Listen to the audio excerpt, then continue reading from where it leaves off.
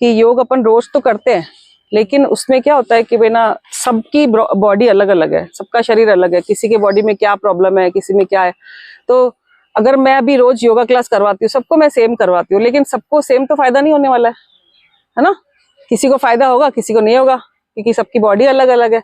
तो किसी को नुकसान भी हो सकता है, ये भी हो सकता है ना। तो क्यों हो सकता है नुकसान? क्योंकि अगर अपन सही से नहीं कर रहे हैं तो वो अपन को जानना जरूरी है कि अपनी बॉडी के हिसाब से अपन को क्या करना चाहिए और क्या नहीं करना चाहिए, या किसमें अपन को सावधानी रखनी है। ठीक है, मेरा नाम है निशा उथवानी। चलिए स्टार्ट करते हैं आज का सेशन।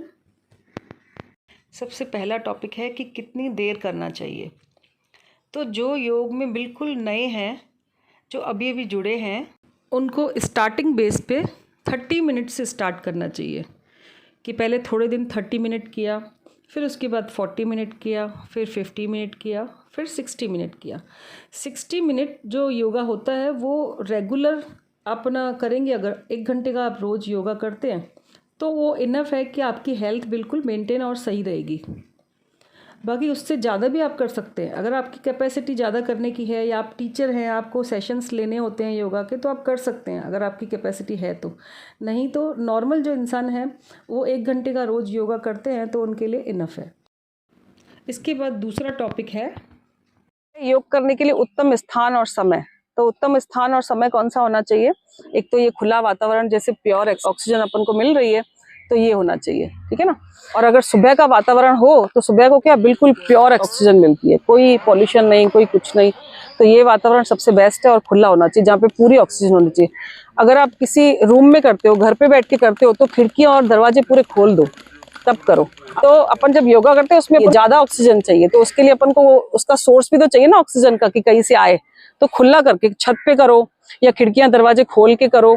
यहाँ पे करो तो बहुत बेस्ट है। किसी भी गार्डन में जाके करो जहाँ पे ऐसे ग्रीनरी हो, तो वो तो बहुत ज्यादा इफेक्ट करता है। योगा हमको सुबह खाली पेट करना चाहिए। अगर आपको दिन को शाम को करना है तो कम से कम 4-5 घंटे का गैप होना चाहिए खाने के बाद। योगाभ्यास करते समय पानी नहीं पीना चाहिए। योगा करने के 15-20 मिनट के बाद कुछ खा पी सकते हैं। यदि अभ्यास करते करते बीच में बहुत प्यास लगे तो 1-1 घूंट पानी का पी सकते हैं।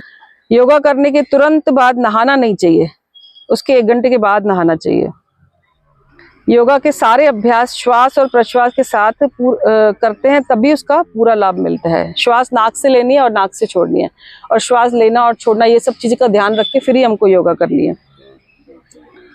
श्वास कब ले और कब छोड़े, अभी ये भी आपका है एक पॉइंट, क्योंकि हर एक आसन में श्वास का अलग है कि इसमें श्वास लो, इसमें छोड़ो, इसमें सामान्य रखो। तो कब ले और कब छोड़े? तो जब अपनी बॉडी विकसित होती है, मतलब बड़ी होती है, जैसे बलून में हवा भरते हैं, बड़ा होता है, तो उसमें अपन हवा भर रहे हैं तो बड़ा हो रहा है, और जब हवा निकाल रहे हैं तो उसका वो छोटा हो रहा है। तो वैसे ही अपनी बॉडी है कि जब अपनी बॉडी, जैसे अपने ना ऊर्ध्व हस्तासन किया, सूर्य नमस्कार का सेकंड पोज, तो खड़े हुए, श्वास लेके हाथ ऊपर, तो अपनी बॉडी की हाइट बढ़ गई, तो अपने को श्वास भरनी है। और पाद हस्तासन किया, अपनी बॉडी की हाइट छोटी हो गई, आधी हो गई, 5 फीट है तो 2.5 फीट हो गई अपनी हाइट, तो उसमें श्वास छोड़ दिया। और जैसे अपनी बॉडी ट्विस्ट हुई, इस साइड ट्विस्ट हुई, तो यहाँ पे अपना वो जा रहा है जोर, तो यहाँ पे श्वास छोड़ो, यहाँ पे भरो, फिर यहाँ पे छोड़ो। जब आपको लग रहा है कि यहाँ पे छोड़नी चाहिए तब छोड़नी है। जब पेट अपना सिकुड़ रहा है तो छोड़नी है, और जब ऐसे विकसित हो रहा है तो लेनी है। आसनों को करने से पहले सूक्ष्म व्यायाम करने जरूरी है, क्योंकि जो पूरी बॉडी होती है ना, वो अपनी पूरी जकड़ी हुई रहती है। अगर हम कभी भी कुछ भी एक्सरसाइज या योगा नहीं करते ना, तो अपने पूरे पार्ट्स जो होते हैं ना, वो ऐसे जकड़े हुए होते हैं। मतलब है ना, पूरी बॉडी अपनी ओपन नहीं होती है। हर एक मसल, हर एक वो पार्ट जो उसका ओपन होना चाहिए, तो वो नहीं होता है। तो इसीलिए हमको पहले, अगर योगा करते हैं ना, आसनों से पहले हमको सूक्ष्म व्यायाम करने जरूरी। सूक्ष्म व्यायाम के पूरी बॉडी के पार्ट सारे ओपन हो जाते हैं, सारे लॉक खुल जाते हैं। उसके बाद अपन आसन करते हैं तो वो आसन बहुत परफेक्ट होते हैं और बहुत अच्छे से अपन कर पाते हैं। दर्द भी नहीं होता है, अपन को आराम से कर पाते हैं। अगर अपन स्टार्टिंग में ही आसन करने लग जाएंगे तो नहीं होगा, प्रॉपर भी नहीं होगा, और अपन को पेन भी होगा। तो पहले बॉडी को ओपन करना जरूरी है, तो उसके लिए सूक्ष्म व्यायाम करना जरूरी है आसनों के करने से पहले। सभी आसनों का काउंटर पोज करना जरूरी है। जैसे अपने आगे झुकने वाला आसन किया तो पीछे झुकने वाला हमको करना कंपलसरी है। इधर झुके तो इधर झुकना जरूरी है। अभी आपके एग्जाम में भी ऐसे आ सकता है कि जैसे त्रिकोण आसन करते हैं, उसका काउंटर पोज कौन सा है, तो उसका बोलना है दूसरी साइड करो, उसका काउंटर पोज है। और किसी किसी आसन का दूसरा आसन है, जैसे पाद हस्तासन किया तो उसका है अर्ध चक्रासन, तो वो उसका काउंटर पोज है, उसका आसन ही वो चेंज हो गया। तो हमको वो उनको बताना है, ऐसे काउंटर पोज सबके याद रखने की कौन सा उसका काउंटर पोज है। वो करना हमको जरूरी है, जिससे अपनी बॉडी बैलेंस में रहे। अच्छा, एक बात मेरे को आपको और बोलनी है, जिसको बैक पेन की समस्या रहती हो ना, जैसे अपन घर में सारा दिन काम करते हैं कुछ भी, तो अपन आगे झुक के काम करते हैं ना, कुछ भी चीज उठानी है, लेनी है, सब आगे आगे आगे, फिर बैक पकड़ी हुई रहती है। तो अपने को क्या करना है, योगा में आते हैं ना, ज्यादा पीछे झुकने वाले ज्यादा करने। जब भी आपको बैक पेन और लग रहा हो ना, तो थोड़े हाथ ऐसे पीछे रख के पीछे की साइड ऐसे हो जाओ, तो अपनी क्या वो बैलेंस रहे। पेन किसी को भी हो सकता है, किसी को भी कोई भी तकलीफ, तो अपन को कभी भी, अपन अपनी क्लास खोल रहे हैं तो अपन को कभी भी किसी को फोर्स नहीं करना है किसी चीज के लिए कि तुम करो। उसकी बॉडी अपनी है, वो नहीं कर पा रही है, यहाँ पे आई है करने के लिए, वही बहुत बड़ी बात है। अब उसकी किसी चीज में उसको प्रॉब्लम हो रही है, नहीं कर पा रही है, तो छोड़ दो, उसकी क्षमता के, उसको बोलो तुम अपनी क्षमता के अनुसार करो। जो चीज नहीं कर सकते, सूर्य नमस्कार नहीं कर, तुम अनुलोम विलोम कर लो, कपालभाति बैठ के कर लो, शवासन कर लो, जो आपको रिलैक्स हो जिसमें। तो इसीलिए कभी भी अपन को अपनी क्लास में किसी को भी फोर्स नहीं करना है किसी चीज के लिए। कोई नया योगा करने आते हैं, नए योग साधक होते हैं, तो उनको बॉडी पेन रहता है थोड़ा स्टार्टिंग में। आपको हुआ क्या दिया? कुछ भी नहीं हुआ, वेरी गुड। और किसी को हुआ? कुशा आपको? चलो वेरी गुड, बहुत अच्छी बात है। आपको वर्षा जी? हाँ, बस जो करता है उसको कुछ नहीं होगा, क्योंकि मैंने वही बोला ना, अपनी बॉडी पूरी जकड़ी हुई रहती है, यहाँ पे पूरे मसल्स ओपन हो जाते हैं, तो उसमें थोड़ा तो पेन होगा ना स्टार्टिंग में। जैसे जिम जाते हैं तो वहां पे पेन होता है, तो यहाँ पे भी पेन होता है, वो 5-6 दिन का ही पेन होता है, फिर तो मजा ही आ जाता है, आनंद आ जाता है। फिर तो कुछ है ही नहीं, कहीं दर्द ही महसूस नहीं होगा, नींद भी अच्छी आएगी, कोई दर्द नहीं, कोई कुछ नहीं, फटाफट नींद आ जाती है, और सारा दिन आपको फुर्ती महसूस होगी, थकान महसूस नहीं होगी, ऐसे पूरे उत्साहित होके मतलब पूरा सारा दिन निकलता है। इसलिए बहुत बहुत अच्छा रहता है। उसके लिए अगर आपको बॉडी पेन किसी को होए ना, तो उसको हल्दी वाला दूध पीना चाहिए, या गर्म पानी से नहाना चाहिए, या गर्म पानी का सेक करना चाहिए।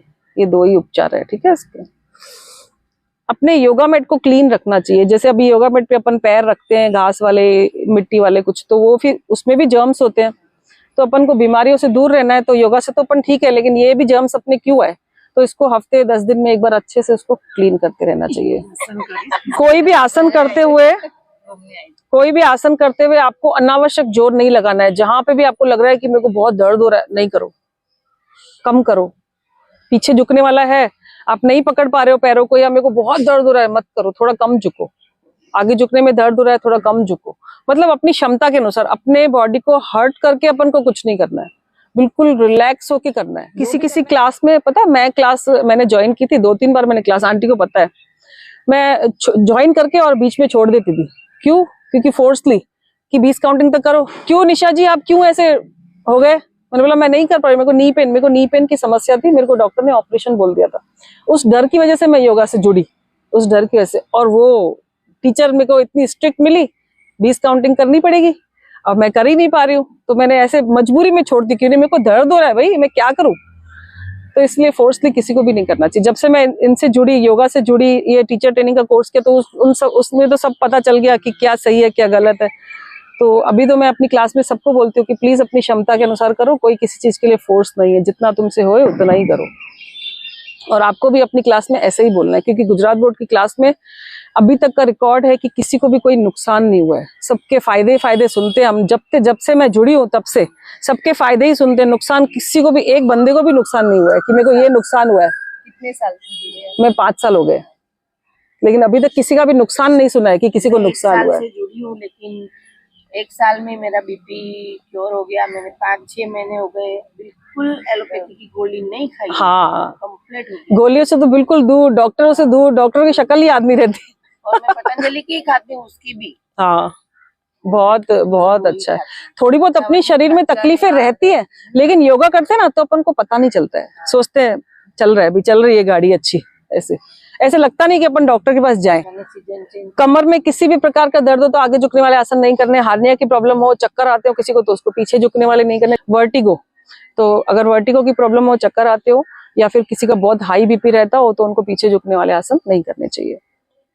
और कमर के दर्द वालों को आगे झुकने वाले कुछ भी नहीं करना चाहिए। और अगर किसी को साइटिका या स्लिप डिस्क की प्रॉब्लम हो, तो उसको आगे झुकने वाले तो बिल्कुल नहीं करने, ट्विस्ट वाले भी नहीं करने हैं, ठीक है। ऐसे ट्विस्ट, ऐसे ट्विस्ट, ऐसे ट्विस्ट, ऐसे ट्विस्ट, कुछ भी नहीं करना है। साइटिका और स्लिप डिस्क वालों को खाली पीछे झुकने वाले करने हैं, खाली पीछे झुकने वाले। भुजंगासन, अर्धचक्रासन भी कर सकते हैं, उनका फटाफट क्योर हो जाता है इससे।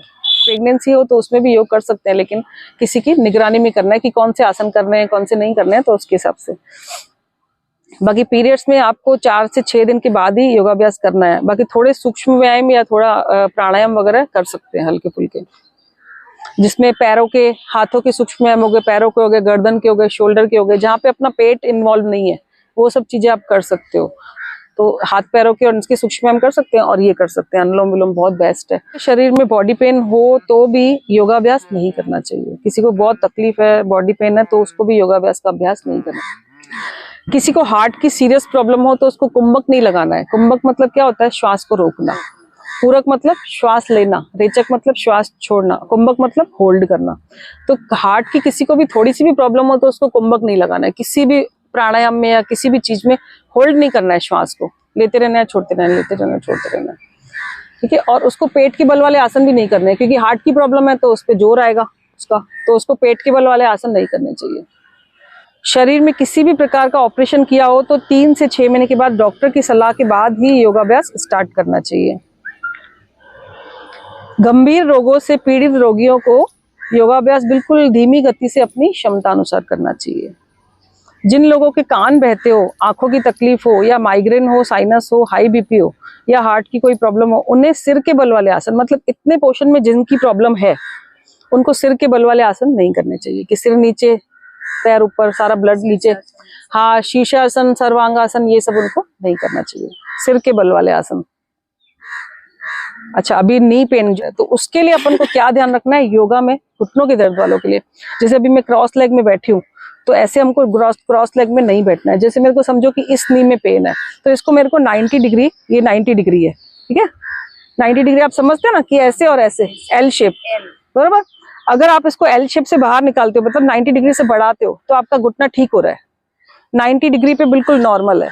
और इसको जितना अंदर करोगे उतना आपका घुटना वो और खराब हो रहा है। तो आपको क्या ध्यान रखना है? अगर इस नी में पेन है तो इसको थोड़ा बाहर करके रखो तो आपका ये जल्दी ठीक हो, ठीक है।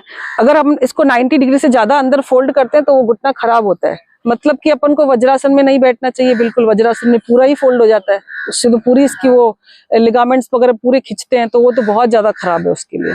तो वज्रासन में हमको ज्यादा देर नहीं बैठना ही नहीं चाहिए। जिसको ज्यादा नी पेन हो तो उसको वज्रासन में बिल्कुल नहीं बैठना चाहिए। अगर आपको उष्ट्रासन या कुछ करना हो तो आप ऐसे नॉर्मल बैठ के, या थोड़ा पैरों को ऐसे खोल के आराम से ऐसे बैठ के करो।